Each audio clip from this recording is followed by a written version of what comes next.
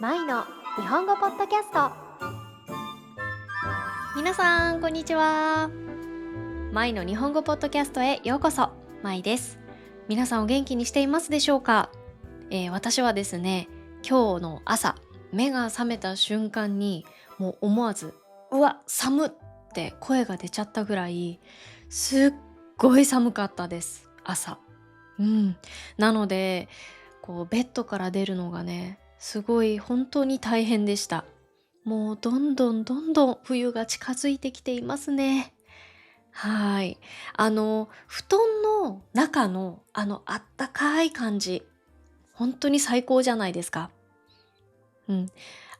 布団の中のあったかさも最高なんですけれども、日本にはあれと同じぐらい、いや、もしかしたらそれ以上かもしれない。それ以上に最強の暖房アイテムがあるんですね。それがこたつです。はい、今日はですね、その日本のこたつについてお話をしていきたいと思います。皆さんこたつを知っていますか？こたつっていうのは、床や畳の上に高さの低いローテーブルを置いて、で、そのローテーブルのこの天板の裏に電気ヒーターがついていて、そこに、専用の布団、こたつ布団と呼ばれる布団をかけて使う暖房器具のことを言います。で、これがね、本当にやばいんですよ。めちゃくちゃあったかいです。もともとこたつは今から約600年前、室町時代から始まったと言われています。で、当時の日本人は、いろりと呼ばれる、床をね、四角く掘って、その掘ったところに炭などを置いて火を起こす。こういった、暖房を使っていました。で、さらに、その上に台を置いて、布をかぶせたことがこたつの始まりと言われています。そして今から約70年前、1950年代になると、今度は電気ヒーター式のこたつが登場しました。皆さんが日本のドラマや映画でよく見るあのこたつですね。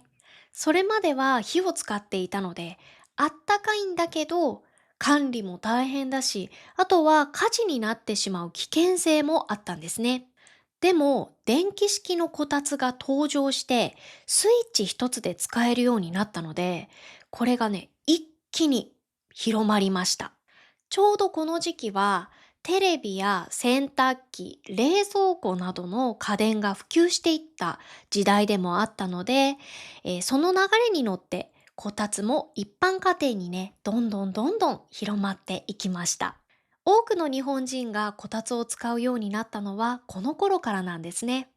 こたつがどれだけ人気だったかっていうと、電気こたつが登場してからわずか10年ほどの1960年代後半には、日本の家庭の約80%がこたつを所有していたそうです。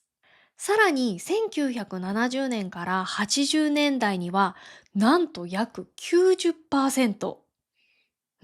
もうもはやこたつなしでは日本の冬は語れないっていうレベルなんです。じゃあなぜここまで愛されたんでしょうか？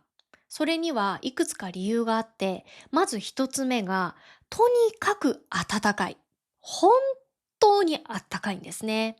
うん。で、本当に暖かいのに、他の暖房器具に比べて、部屋の中が乾燥しにくいっていうメリットもあります。そして二つ目の理由は、電気代が安い。日本って電気代が高いんですよね。なんですけど、その中でもこたつは意外と電気代がかからないのでコスパ最強と言われています。コスパというのが何かっていうと、コストパフォーマンスの略で、少ないお金や時間で大きな効果や満足が得られることを言います。なので、コスパがいいというと、とてもお得っていう意味になります。じゃあなんでコスパがいいのかっていうと、こたつ布団がね、かかっているので、それで熱を逃さないので、弱いエネルギーでずーっとあったかいのをキープできるんですね。なので、省エネなんです。この省エネっていうのがどんな意味かっていうと、省エネルギーの略で、エネルギーを無駄なく効率的に使うことができることを言います。このコスパ、省エネ、この2つの単語は本当によく使う日本語ですので、皆さんぜひ覚えておいてくださいね。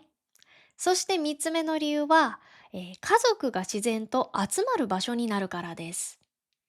寒い日はね、もう本当にみんなこたつに集合っていうぐらい、もうみんなが集まってきます。それでこたつを囲んで、みんなで話をしたり、あとは一緒にご飯を食べたりして、本当にこたつは日本の団らんっていうものをね、象徴する存在になりました。私が小さい時も、リビングにこたつがありました。なので今でもね、思い出すと本当に温かい気持ちになります。そんなこたつですが、こたつあるあるっていうものもたくさんあります。このあるあるが何かっていうと、よくあること、みんながよく経験することを意味します。なので、聞いた人が、ああ、わかるわかるって共感できることですね。じゃあ、どんなこたつあるあるがあるかっていうと、まず一つ目が、こたつに一度入ったら出られなくなる。うーん。これはもう、ほとんどの日本人の人が経験したことじゃないかなと思います。はい。もうちょっとだけ休もうっていうね、ちょっとだけのつもりが、一回こたつに入ってしまったらもう終わりです。もう延々と出られなくなります。うん。もう、それくらい本当にあったかくて、あの、居心地がいいので。なので、本当に出なきゃいけないっていう時は、よしとか、せーのって気合を入れないとね、出られなくなりますね。あとは、トイレ行きたくなって、トイレに行くじゃないですか。で、また戻ってきたら、またこたつに入ってしまうっていうこともしょっちゅうありますね。二つ目は、みかんを無限に食べちゃう。はい。これもね、もう多くの日本人が経験したことかなと思います。こたつにみかんって、もうこれセットって言われるぐらい最強コンビなんですよ。なのでアニメとかドラマとかでもよく出てくると思うんですけど、こたつの上にカゴに入ったね、山盛りのみかんとかが出てること多いと思います。はい。で、もうみかんがテーブルの上に、こたつの上にあったら、ついついね、食べてしまって、手が止まらなくなって、もう無限に食べちゃうっていう。はい。私もそうでした。小さい時、こたつの上にやっぱみかんがいっぱいあったので、1個食べちゃったらもう2個目、3個目、4個目、5個目って、ずーっと食べちゃいましたね。それで気づいたら、ここにみかんの皮の山盛りがあるっていうね、ことがありました。それでお正月とか本当に、みかんをいっぱい、こたつに入ってみかんをいっぱい食べたので、この手のひらが、真っ黄色、すっごい黄色になっちゃったっていう経験もあります。3つ目のあるあるが、いつの間にか寝落ちする。もうこれね、これもあるあるですね、本当に。寝るつもりなかったのに、いつの間にか夢の中みたいなね。で、気づいたら、はっって起きたら、2、3時間後とか。ちょっとだけお昼寝しようって言って寝た時もそうですね。もう、ちょっとだけのちょっとじゃ済まないんですよ。もう何時間も寝ちゃうっていうことよくあります。うん。で、これもね、本当にあるあるだと思うんですけど、こたつで寝てると、お母さんから怒られるんですよね。「こたつで寝たら風邪ひくよ。こたつで寝ちゃダメ。寝るならベッドで寝なさい」とかね。もうこれも、日本のお母さんよく言うセリフです。うん。こたつで寝たら風邪ひくよ。はい。私も実際何回もお母さんに言われました。はい。でね、私の、こたつの思い出っていうのが、あの、日本って年末になると NHK で紅白歌合戦っていう歌番組がやるんですよ。もうこれはすごく有名な番組なので、年末になるとほとんどの日本人が紅白歌合戦を見るかなと思うんですけど、私もね、小さい頃から紅白歌合戦を見て育ちました。それで、こたつの中でこうやってね、紅白歌合戦を見てると、やっぱいつの間にか眠くなっちゃって、気づいたらこう寝ちゃってるんですよ。くーって。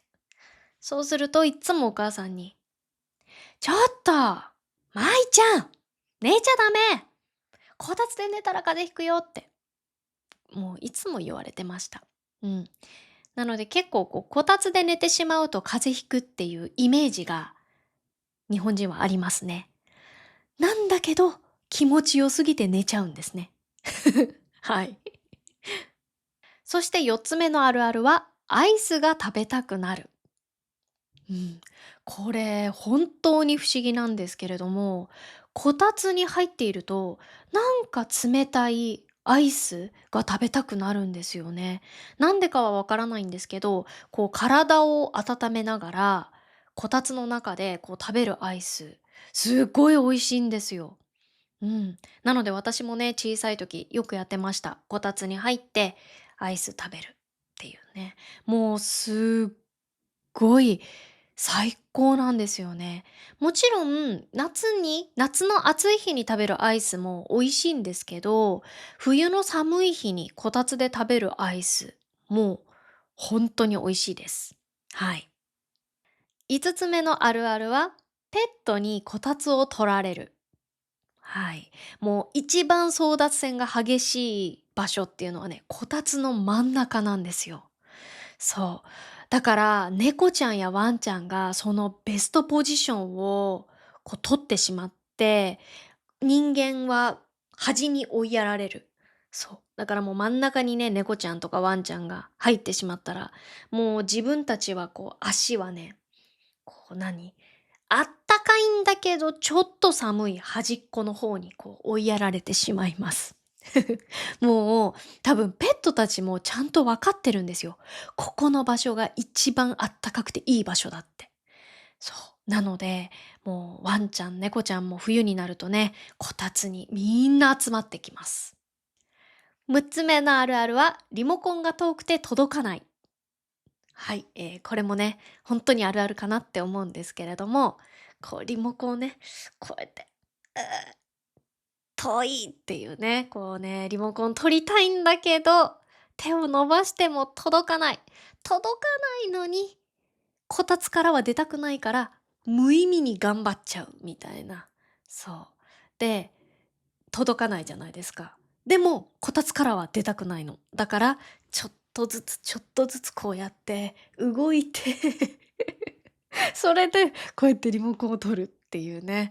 もう私もこれ何回やったかなってぐらい経験しました。うん。なので、もうこういう風にもうこたつからちょっとでも出たくなくなっちゃうので、どんどんどんどんこたつの周りに物が増えていくんですよ。すぐ取れるように。だからもうティッシュがすぐそばに置いてあったり、リモコンがすぐそばにあったり、お菓子がすぐそばにあったり、みかんがすぐそばにあったりっていうね。うん。もうなので、周りに物が増える。これもあるあるですね。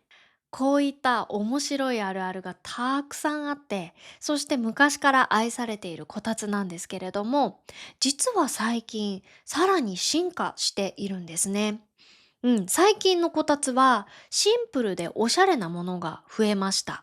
あとはこのこたつ布団のバリエーションも豊富になりましたね。なのでデザイン重視のこたつが増えています。あとはすごいのがペット用のこたつまで最近販売されてるんですね。すごいですよね。もうね、こんなちっちゃいこたつなんですけど、その小さいこたつの中に猫ちゃんやワンちゃんが入ってるんですよ。すっごい可愛いです。はい、ここで、こたつに関連した日本語表現を皆さんにご紹介したいと思います。まず最初が、こたつで寝落ちする。